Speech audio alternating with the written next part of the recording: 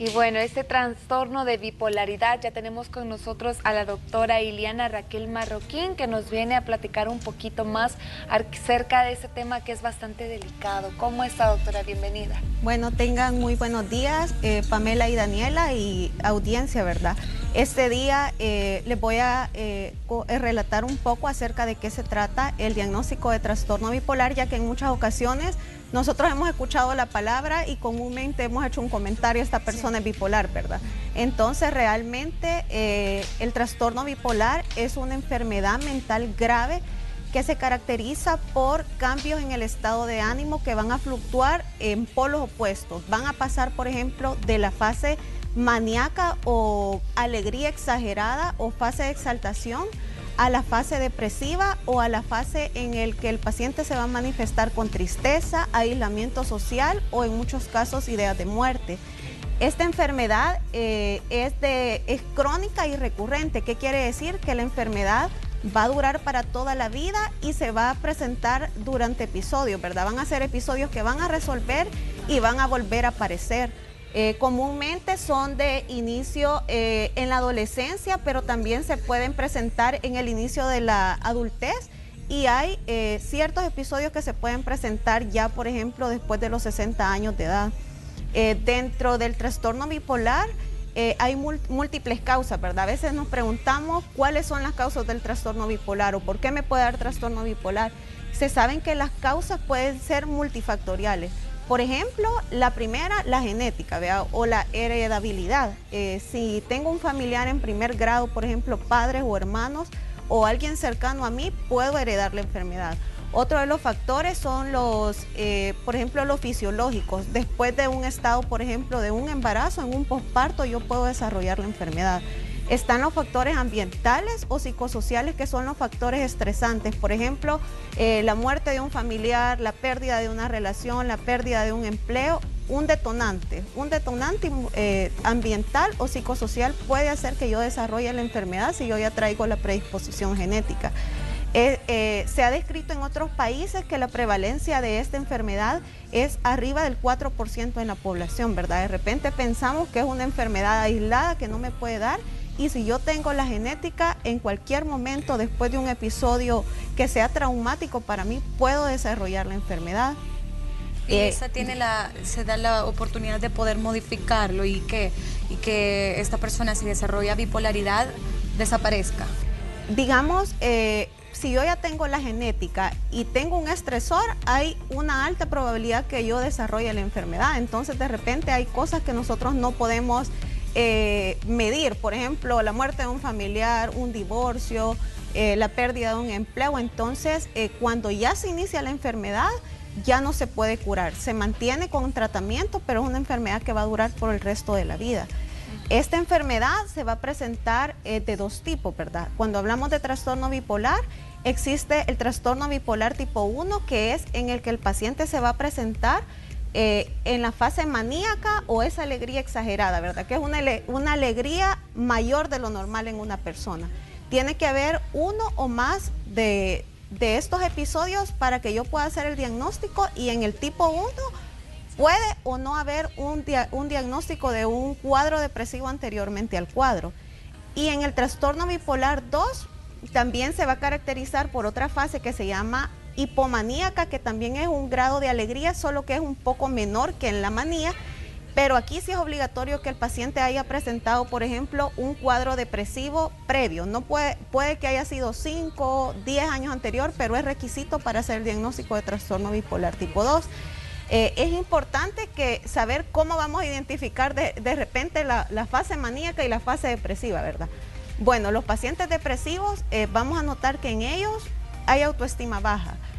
Hay pensamientos, por ejemplo, de minusvalía o de desesperanza. ¿Qué quiero decir? Son esas personas que dicen, yo no sirvo para nada, yo no soy capaz, o en el futuro, yo no tengo futuro, yo no voy a ser capaz de lograr esto.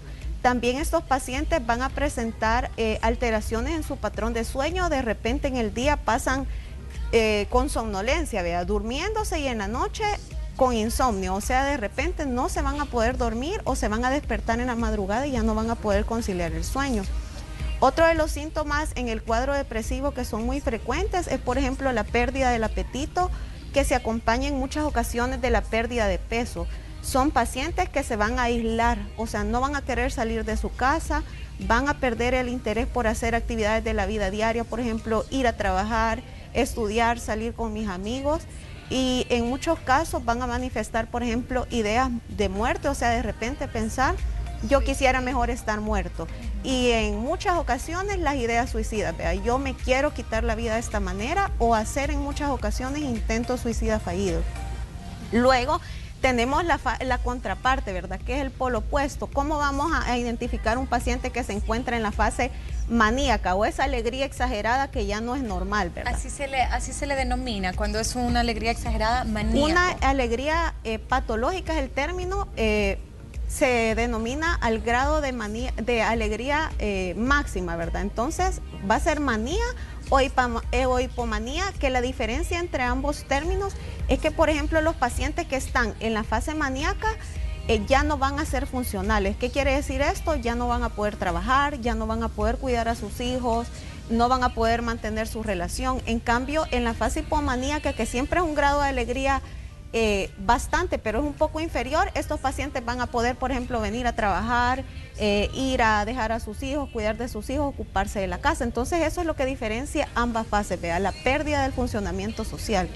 Doctora, podemos hablar también de cómo vemos demostrado esto en alguien que nosotros veamos. Por ejemplo, la fase depresiva ya lo hablábamos, ¿verdad? Como en ver a alguien que solo pasa encerrado, que siempre tiene mucho sueño en la mañana, que no le encuentra sentido a la vida.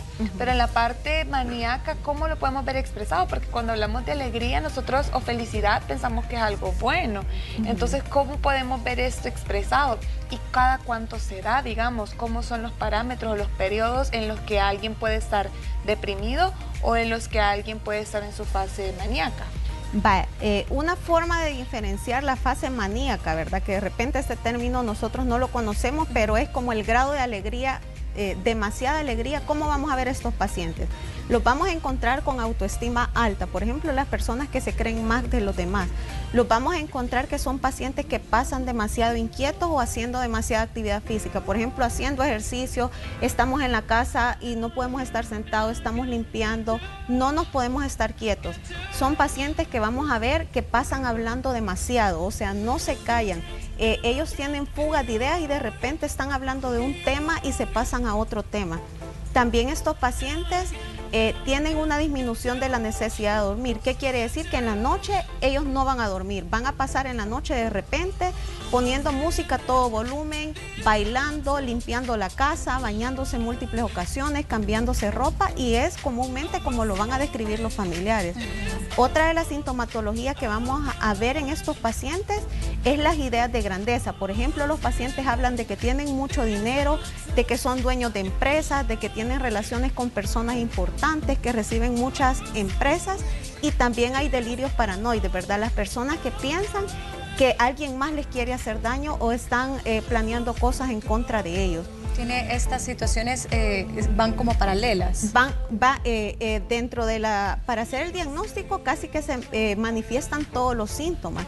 Otra de las cosas bien importantes y que de repente los familiares notan en los pacientes es que de repente dicen, cuando yo veo que ya se va presentando la persona de una manera normal, ellos visten con ropa extravagante, por ejemplo, maquillaje exagerado, y usan demasiadas prendas. Por ejemplo, se ponen múltiples collares, múltiples argollas, pulseras, pueden utilizar en más de alguna ocasión hasta más de un vestuario.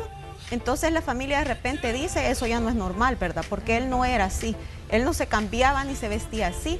Otra de los síntomas frecuentes en estos pacientes es que tienen un aumento del deseo sexual, o sea que los pacientes van a tener múltiples parejas sexuales.